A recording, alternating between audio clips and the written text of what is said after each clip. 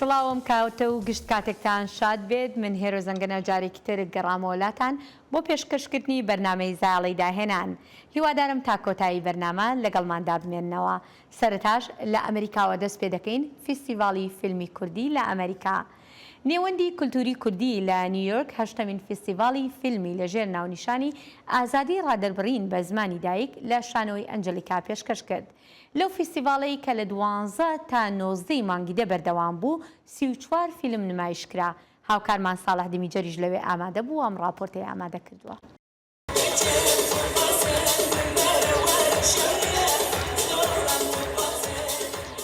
هەشتمین فستیڤاڵی فیلمی کوردی نیویۆرک بە میوزیک و گۆرانی دەست پێ دەکات و وەک خۆیان دەڵێن فستیڤاڵەکە گەشتێکی سینەماییە بۆ ناو دڵی کولتوری کوردی.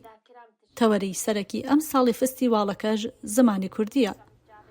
بەڕێوەبەری ئەم فستیڤاڵە خەیاڵ قەرتەڵ دەڵێ ئامانجی سەرەکی فستیڤاڵەکە ئەوەیە کە وا بکەین کورد شانازی بە شوناسی خۆیەوە بکات.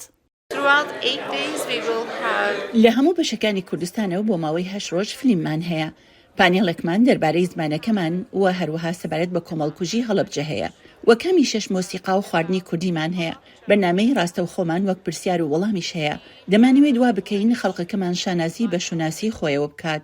ئەو کولتور و شوناسەی کە زۆرێک لە دۆستەکانی کورد و ئەو بیانیانەی لە نزیکەوە ئاشنان پێی و حەز بە تێکەڵبوونی دەکەن. وەک مایلز کەگینز وتەبێژی پێشووی هێزەکانی هاوپەیمانان لە عێراق و سووریا. کاتێک لە ئەرکی سەربازی خانەنشین بووم ویستم بەردەوام بم لە پەرپێدانی پەیوەندیەکانم لەگەڵ گەلی کورد. لێرە لە نیویۆرک شرەفمەند بووم کە بووم بە ئەندامی دەستەی بەڕێوەبەری ناوەندی کللتوری کوردی هەروەها لەگەڵ کوردی باشوور و ڕۆژاوا هێشتا کار دەکەم. لە هەولێر ئۆفیسێکم کردوتەوە لە مانگی ئەیلولدا سەردانی قامیشتۆ و عامودە و حەسەکەم کرد بۆ چاوەڕێی ئەوم لە ساڵی 2025دا لە سووریا دەست بە کاروبار بکەم. ئازاد عەزیزیان کە ئەندامێکی باڵایە لە فستیڤاڵەکەدا دەڵێ هەڵبژاردننی فیلمەکان بۆ ئەم فستیڤاڵە بەهۆی زۆربوونی فیلمەکان و کەمی کاتەکەمان کارێکی دژوار بووە. زیاتر لە 380 فیلم نێردرا بوو بۆ فستیڤاڵی کوردی فیلمی نیویۆرک و لەبەر دەرفەتێک ئەمە لێرە هەمانە مەجبور بین زۆر فیلمی کەمتر لەوەی کە بەڕاستی پێمان خۆش بۆ هەڵبژێرین کەواتە 34 فیلم هەڵبژێردراوە. زۆر زەحمەت بوو یانە نرخەندێکی بەڕاستی زەحمەت بووە بۆیە زۆر شتمان لەبەر چاو بگرتایە جا بگرە هەم وەکو فۆرم و ستایل و هەر وەکو ناوەڕۆک کە کۆمەڵێک فیلم هەڵبژێرین کە بەڕاستی لە ئاستی یەکجار بەرز دابن.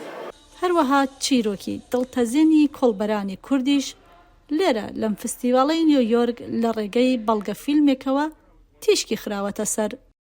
لێرەدا بۆم زۆر گرنگە کە ئەم فیلمە پێشانی خەڵکی جیهان بدەم بە تایبەت لێرەدا لە ئەمریکا چونکە زۆربەی خەڵکی جیهان لێرە ئامادەن لە کورد بگرە لە خەڵکی تریبیانی بگرە.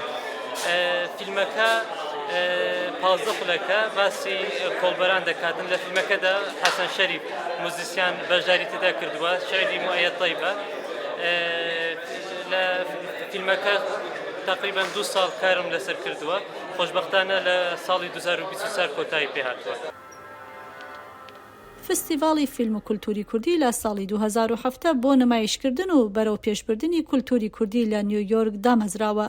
خەیاڵ قەرتەڵ دامەزرێنەری ئەم ناوەندە و هاوڕێکانی دەڵێن هیوادارن لە ساڵانی داهاتوودا دەرفەتی باشتر و کاتێکی زیاتریان بۆ بڕەخسێ بۆ ئەوەی فستیڤاڵەکەیان لە ئاستێکی بەرزتردا ڕێک بخەن بۆ ئەوەی کورد زیاتر بە جیهان بناسیێنن. بۆ ساڵح دەمیجەر بەفراوی نووری دەنگی ئەمریکا واشنگتۆن. سینەما وەک ئەوەی لێکۆڵەر و ڕخنەگرانیش باسی دەکەن ئەو پیشەسازی هونەرەیە کە دەتوانێت بۆ دەیان ئامانجی جۆراوجۆر بەکاربهێنرێت و کاریگەرەکانیشی بە تەواوەتی هەست پێ بکرێن. زۆر جار لە سینەماکارانم بیستووە یان لە بەشێکی ئەو ڕخنەگرانش کە باز لە سینەما دەکەن دەڵێن سینەما وێناکردن و وێنەگرتنی خەونەکانە نە هەر ئەوەندا بەڵکو سینەماکارە ناودارەکانی جیهانیش کۆک و هاوڕان لەسەر ئەوەی سینەما بەستنەوەی مرۆڤە بە جیهانەوە. کەهی تیتاب سینەماکارە و بە فیلمێکی تایبەت لەسەر کۆڵبەرانی کورد بەشداری لە فیستیڤاڵی سینەمادا کرد لە شاری نیویۆرک و ئێستاش میوانی زایڵی داهێنانە. کاکەهی سپاس بۆ ئامادەبوونت. فیلمەکەت چەندێک توانی پەیامی مرۆڤانەی کۆڵبەرانی کورد بگەیەنێت بە بینەرانی بیانی؟ زۆر سپاس بۆ میوانداریە. من فیلمی کۆڵبەر سەرەتا بۆ خەڵکی بیانی دروست کردووە چونکە ئێمەوە کورد ئێمە لە کێشە یەکتر دەگەین ئێمە دەزانین کۆڵبەرەکان چ دەردەسەریەک بەسەر دەبن چ ناخۆشیەک بەسەر دەبن بەڵام خەڵکی جیهانی تا ئێستا لە کێشەکانی کوردستان نەگەیشتون بۆیە من بڕیارمدا ئەم فیلمە دروست بکەمەوە لە ڕێی فیلمی کۆڵبەران باسی کوردستانی گەورە بکەم چونکە ئەوان نمونەیەکی گەورەی نیشتیمانن.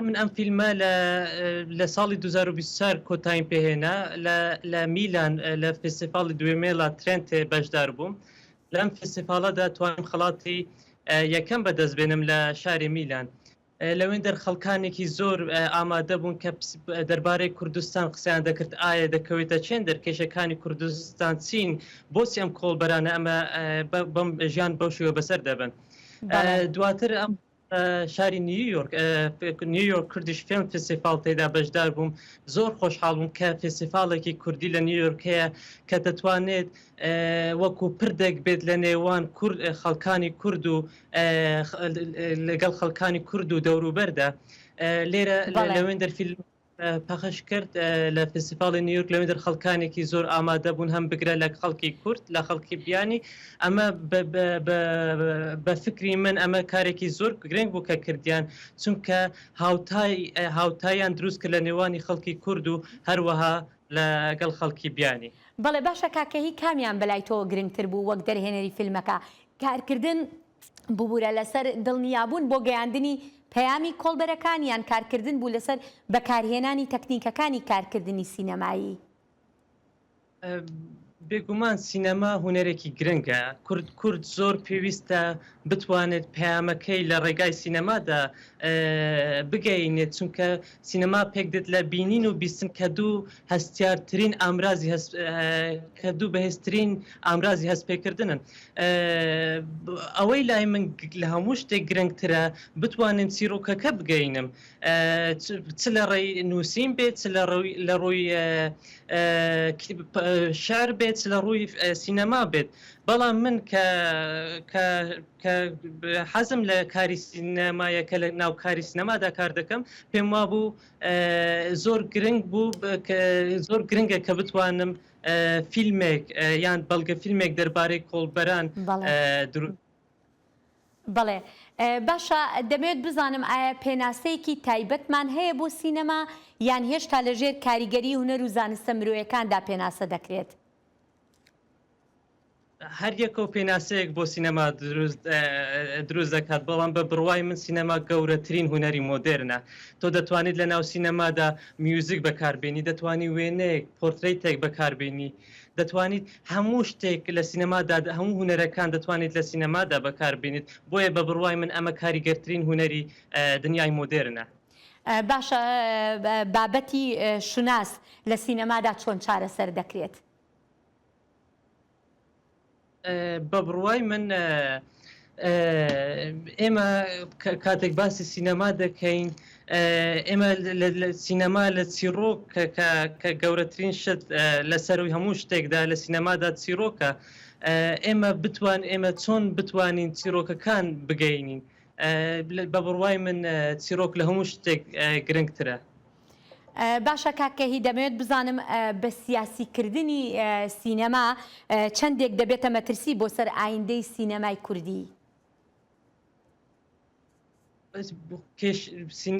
بۆ خۆی سیاست بەشێک شتێکە و سینەما شتێکە من نامەوێت هەردووشت مەبەستم ئەوەیە بەڵێ مەبەستم ئەوەیە جاری وایە بە سیاستکردنی سینەما یاخود کاتێکە فیلمێک پێشکەش ئەکرێ یاخود فیلمێک دەرەهێنرێت چیرۆکەکە بە سیاسی کرابێ مەبەستم لەمەیە.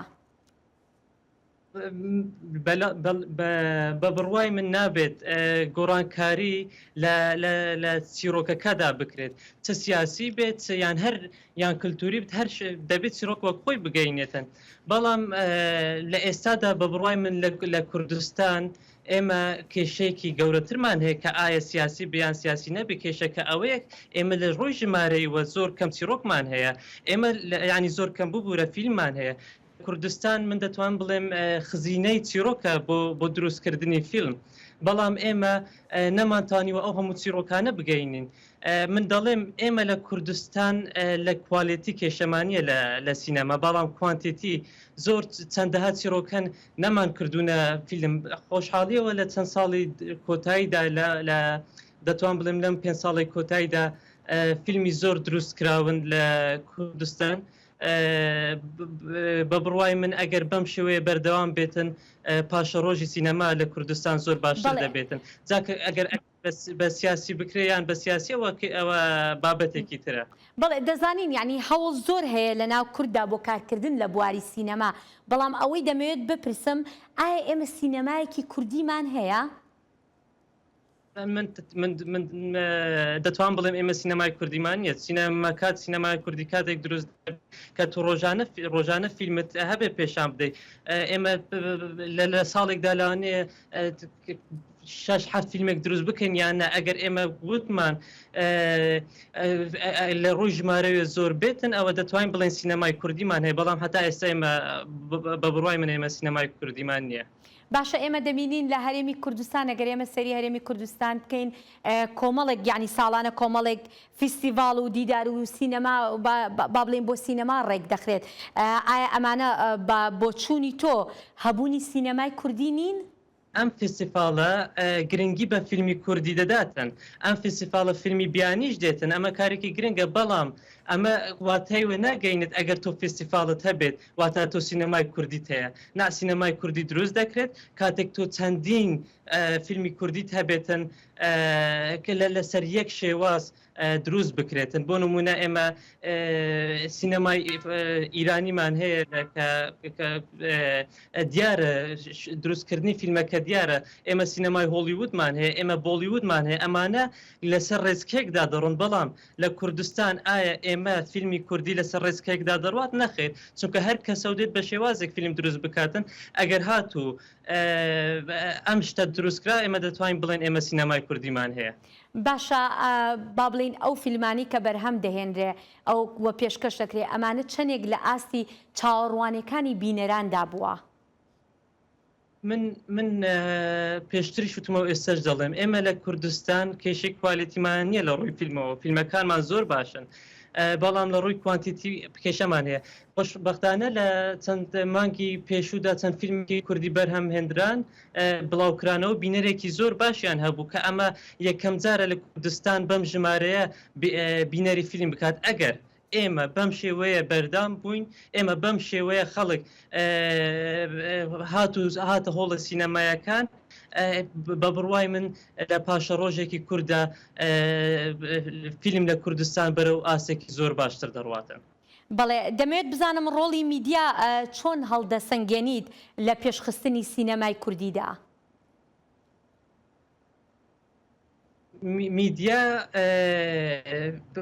ئێمە میدیاکە زۆر ناوخۆیە لە میدیا لە کوردستاندا کە باسی هەموو شتەکان ناوخۆین. ئێمە بۆ نمونە پێویستمان هەیە کەسانی دەرەوە لە دەربارەی فیلم باز بکەن یان کەسانی کورد لە میدیای دەرەوە کار بکاتن و باسی فیلم بکات. بەڵام ئەگەر ڕۆڵی میدیا بپرسید لە دەربارەی فیلم، میدیا کاری کردووە، بەڵام من ناڵێم زۆر بە باشی کاری کردووە.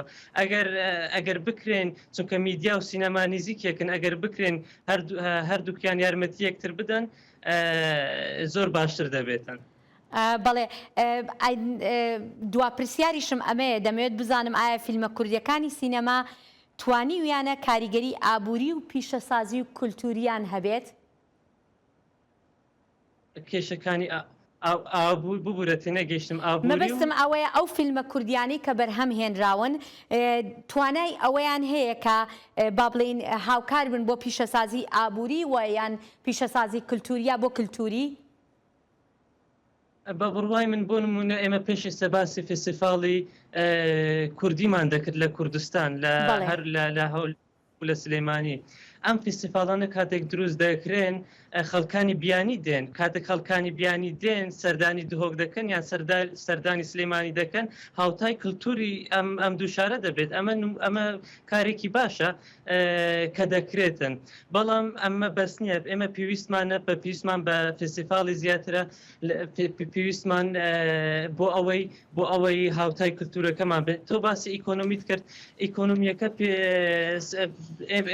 ئێم بۆ نمونە من فیلم دروست دەکەم بەڵام من نایم خەڵک بێنمە سینەما و بۆ ئەوەی ینی لەسەر من پێویستە فیلم دروست بکەم خەڵکێک دێت یان نایێت ئەوە کارێکی ترە ئەوە لەسەر مڕاناوە ستۆک سینەماکە.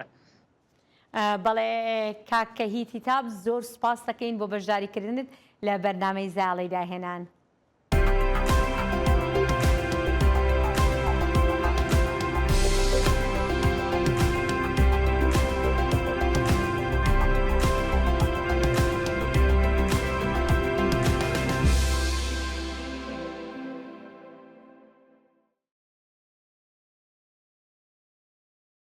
بەڕێوەبەراتی گشتی ڕۆشنبیری و هونەری هەڵەبجا بۆ ڕەخساندنی دەرفەتی زیاتر بۆ هونەرمەندە ژنە کوردەکان ئێوارە کۆنسرتێکی بەبوونەی هاتنی وەرزی پاییزەوە بۆ خانمە هونەرمەندی دیاری مەهاباد تریفە ئەمیری ڕێکخست و ژمارەیەک گۆرانی و ئاوازی فۆلکلۆری بە خەڵکی هەڵەبجە پێشکەش کرد. فەرحان هەورامانی لەوێ ئامادەبوو و دەڵێت پێشوازیێکی زۆر لە هونەرەکەی خات و تریفە کراوە.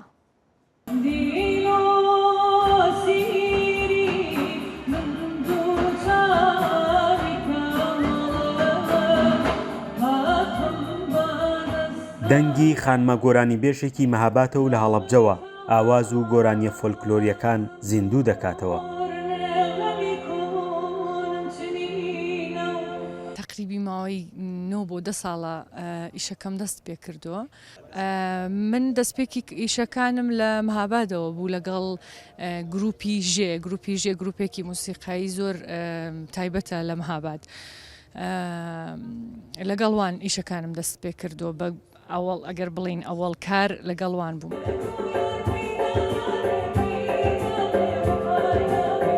بەڕێوەبەرایەتی گشتی ڕۆشنبیری و هونەری هەڵەبجە لە ڕێگەی بەرنمەیەکی تایبەتەوە دەیەوێت دەرفەتی زیاتر بۆ گروپە هونەریە کوردیەکانی ئێران بڕەخسێنێت. دەستێکی بەهێز بین لە پشتی تەواوی ئەو هونەرمەند و ڕۆشنبیر و ئەو گۆرانی بێژانێکەوە تازە ئەیانەوە بێنە ناو دنیای هونەر و ئەدەبەوە ئەمانەیە پاڵپشت و پشتیوانیان بین بە تایبەت ئەوانەی لە ڕۆژهەڵاتی کوردستان کە کەمتر ئەو دەرفەتیان بۆ لواوە ئەمانەوێت وەک بەڕێوەبەراتی گشتی و ڕۆشنبیر و هونەری هەڵەبجە زیاتر پشتیوانیان بین و هاوکاریان بین.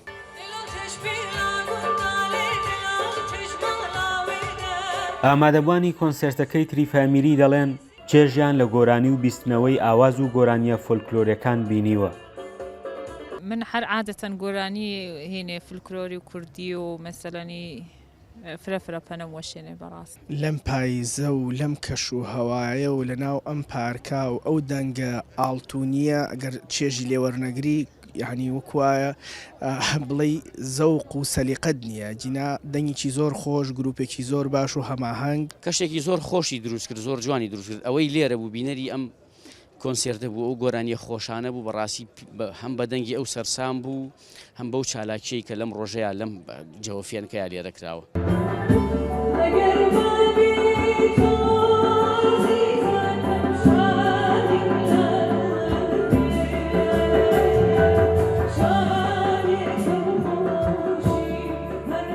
ئەم نزیکبوونەوەی گروپە هونەریە کوردیەکان و سازکردنی کۆنسرت بۆیان لەلایەن ئەوانەوە بە هەنگاوێکی گرنگ دەبینرێت.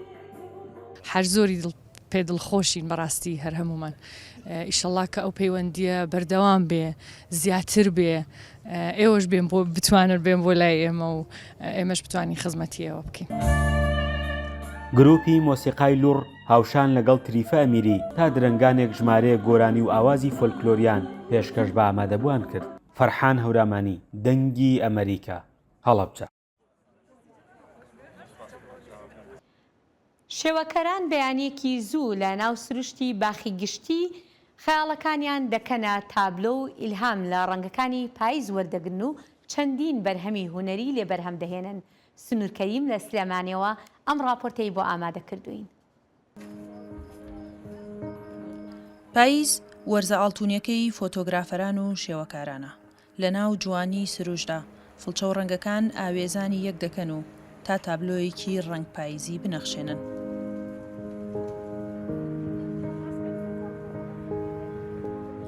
محەممەد عومەر عوسمان ناسراو بە شاعیری پاییز و خاوەنی بەرهەمە بەناوبانگەکەی پاییز بە ناوی پاییز بوو نمنم باران دەباری ئیلهامی تابلۆ هونەریەکەی ئەم بەیانیە پاییزیەی شێوەکار فاڕۆق عەبدوڕەحمانە. هەرێکێک لە هونەرمەندەکان بابەتێکیان ئامادە کردووە، منی شێکێک لەو بابەتانی کە ئامادەم کردووە حەزم کردووە جەنەڕالی پاییز هارمۆنیکەم و ئاوێزانی کەمەوە لەگەڵ ڕەنگەکانی پاییزە، بەڵام نازانم تا چەند من ئەو احساسێ ئەو ناتوانم بخێنمەوە لەبەرەوە کەسێ بۆ شاعیر بۆ زۆر هارمۆنی بۆتەوە لەگەڵ پاییزە، منیش هەوڵەیەم لە ڕێگەی ڕەنگەکانەوە بتوانم ئەو هارمۆنیە دروستکەمەوانێ و ڕێز و ستایشێک بۆ ئەو شاعیرە مەزنەدا بنێم. هاوشانی فاروق کۆمەڵێک شێوەکاری شاری سلێمانی لە ناو باخی گشتی سەرقاڵی وێنەکێشانن، یەکێک بە وێنەی سروشت و یەکێکی تر بە وێنەی شاعیران و نووسەران خەیاڵی هونەریان دەکەنە تابلۆ. خۆی سروشت ئارامیە و هونەریش بە هەمان شێوە ئارامیە، جا لە وەرزێکی جوانی وەکو پاییزە کە کاتێک کە سەیری گەڵا و سروشت ئەەکەی زۆر ڕەنگی جوانی تیا دۆزیتەوانێ ئەتوانی کۆمەڵێک لەوحەی زۆر زۆر جوانی پێ بنەخشێنی، لەبەر ئەوەی دارەکان تەنها ڕەنگەکانی سەوز نین بەڵکو کۆمەڵێک ڕەنگی جیاوازی سوور و پرتەقاڵی و زەرد و ئەمانە ئەتوانی هەمووی بدۆزیتەوە لە ناو دارەکانە. لەگەڵ گروپی ڕێکخراوی دڵخوازە کە گروپێکی هونەری شێوەکاریە لەگەڵ کۆمەڵێ مامۆسای جامیعە و هونەرمەندە بە ئەزمونونەکان سمپۆسیۆمێکی ڕەنگی پاییزەمان دەست پێ کردووە. ئەگەرچی تابلۆی شێوەکارەکان بەرهەمی هەگبەیەکی پڕ لە خەیاڵ و فانتازیایی هونەرمەندەکانە، بەڵام خەیاڵەکانیش ڕنگدانەوەی واقعی ژیان و سروشتی کۆمەڵگەی کوردیە و لە تابلۆیەکی هونەریدا تعبیری لێ دەکرێت. سنوورکەری دەنگی ئەمریکا سلێمانی. لە مانگەدا مۆزەخانەی نیشتیمانی سمسۆنیەن بۆ مێژووی سروشت نێوەندێکی زانیاری گۆی زەوی کردوتەوە و ئەمەش پێشانگایەکە کە تیایدا زانیاری لەسەر شێوازی گۆڕانکاریەکانی زەوی خراوەتە ڕوو. مۆزەخانەی نەتەوەی سمسۆنیەن بۆ مێژووی سروشتی لە واشنگتن پێشانگای ناوەندی زانیاریەکانی زەوی ناسا دەکاتەوە. ئەمە هایپەروۆڵێکی ناسایە کە دەتوانێت چەندین دیمەن و داتا پیشان بدات. کارمەندانی ناسا دەڵێن یەکێکە لە باشترین ڕێگاکان بۆ فێربوون دەربارەی ئەو گۆڕانکاریانەی لەسەر زەوی ڕوودەدەن. بەڕاستی بینین دەتوانێت تێگەشتنێکی قوڵتر ببەخشێلەوەی کە ئێمە لە بۆشایی ئاسمانەوە دەیبینین بە بەراورد بە راپۆرت، بۆیە ئێمە ئەم ئەمرازە بەکاردەهێنین. هایپەروۆڵ ڕنگدانەوەی گۆڕانکاریەکانە کاتێک لەسەر زەوی ڕوودەدەن بڕێکی سەرسوورهێنەری داتا پیشان دەدات و دەتوانێت نیشانی بدات کە دووەم ئۆکسیدی کاربۆن لەکوێ چڕبۆتەوە و بە دوواداچوونی دینامیکی پیسبوونی ڕووناکی و دەنگ لەسەر حەسارەکە دەکات. 25 مانی دەستکرد و ژمارەیەکی زۆری هەستەوەری وشکانی ئەو زانیاریانە کۆ دەکەنەوە کە ناساها لەگەڵ سەردانیکەران هاوبەشی دەکات. ئێمە داتای ڕاستەقینەمان دەست دەکەوێت کە کۆ دەبێتەوە و شێوازی درێژخایەنەکەی دەبینین. لە ئێستادا ئێمە چەماوەی کلینیک دەبینین کە ئەو چەماوەیەیە کە بڕی دووەم ئۆکسیدی کاربۆن لە بەرگە هەوادا لە ماوەی 64 ساڵی ڕابردوودا نیشان دەدات کە یەکێکە لە سەرنجڕاکێشترین چەماوەکانی زانست. ئەم دیمەنە هەمە جۆرانە نەک تەنها سەردانکەران سەرسام دەکەن بەڵکو جێی سەرنجی زانەکانیشە. یەکێک لەو دیمەنانەی حەزم لە یەتی ئەو دیمەنەیە کە هەموو ڕەوتی زریاکان پیشان دەدا کە ڕەنگەکانی لەگەڵە پلەی گەرمیاندا کۆت کراوە. ئەوەش لەبەر ئەوەیە کە ئێمە هەسارێکی زەریاین. زەریاکان زۆربەی زۆری ئەو وزەیە هەڵدەگرن کە لە خۆرەوە دێت. ئەو ڕەوتە هێواش پێچاوپێچانە ئەو گەرمیە بە هەموو هەسارەکەدا دەسوڕێنێتەوە. ئەوەش وا دەکا ژیان لەسەر زەوی هەبێت. بەڕێوەبەری ناسا بیل نێلسن کە لە ساڵی 1986 لەسەر بەرنامەی کەشتی ئاسمانی کۆلۆمبیا گەشتی کردووە، دەڵێت پرۆژەیەکی لەم شێوەیە بە های پەروەردەیی گەورەی هەیە و هیواداری نهانی گەشتیاریان بدەن بۆ زانینی ڕۆڵیان لە گرنگیدان بە حەسارەکەدا. هەموو کەسێک لەسەر هەسارەی زەوی دەتوانێت ببێتە هۆکارێک بۆ پاراستنی ئەم دروستکراوە جوان و ڕەنگە کە لە ناوەڕاستی هیچدا هەواسراوە، ئەویش هەسارەی زەویە. پێشاگاکە تا ساڵی 2028 بۆ خەڵقی کراوە دەبێت. شایان پاشا بۆ راپۆرتی ئاندرێ دزیرکاج دەنی ئەمریکا. لە ئافریکای باشوور و شوێنەکانی تری کیشوەری ئافریکا خەڵکە ئەلبینۆکان یان ئەوانەی پێست و پرچیان سپیە و چاویان کاڵە ڕۆژانە دەکرێنە ئامانج. ئەوان ڕۆژانە دووچاری جیاکاری دەبنەوە و تەنانەت هەندێک جار ڕوبەڕووی مەرگیش دەبنەوە. بەڵام کەسایەتیەکی کاریگەری تۆڕە کۆمەڵایەتیەکان و هونەرمەند هەوڵ دەدات لە ڕێگەی هونەرەکەیەوە ئەم بۆچوونانە بگۆڕێت. کەیت بارتێڵ لە جۆهانسبەرگەوە ئەم راپۆرتەی ئامادە کردووە. تابلۆکان و وێنەکێشان و وێنە فۆتۆگرافیەکان لەم پێشانگایەدا لە گەلەریەکی شاری جۆهانسبۆرگ هەمویان یەک شتی هاوبەشیان تێدایە. ئەوان وێنای کەسانی توشبوو بە ئەلبینیزم پیشان دەدات. وێنەکانم بە شێوەیەکی سەرەکی باس لە بیرۆکەکانی توانە دەکات و چیرۆکەکانی ژیانم لەگەڵ ئەلبینیزم دەگەێڕێتەوە. ئەلبینیزم بارودۆخێکی دەگمەنە کە بەهۆی کەمی میلانینەوە دروست دەبێت. پێست و قژ ڕەنگ لە دەست دەدەن و ئەوانەی ئەم دۆخەیان هەیە زۆر جار بیناییان لاواز دەبێت. بەڵام زۆر جار لە باشووری ئەفریقا دۆخەکە بە هەڵە لێ تێدەگەن.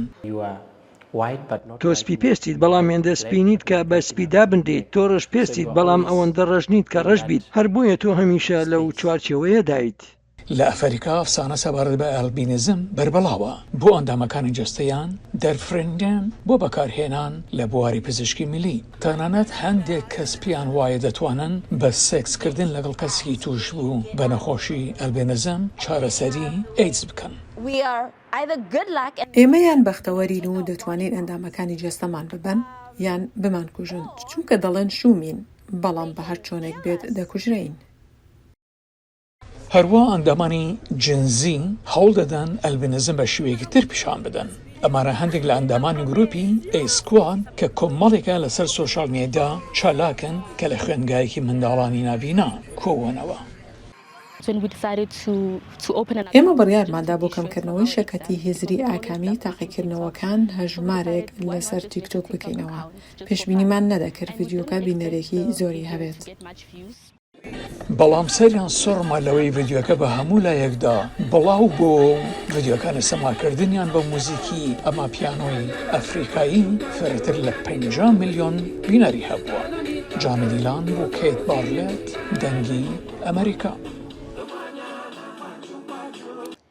بەڵێ ئازیزان سوپاس کە تا ئێستا لەگەڵماندامانەوە. سوپاس بۆ ئەوەی بینەرمان بوون. لێرەدا دێنە کۆتایی بەرنامەی ئەمڕۆمان تا کاتێکی تر هەر شاد و بەختەوەربن.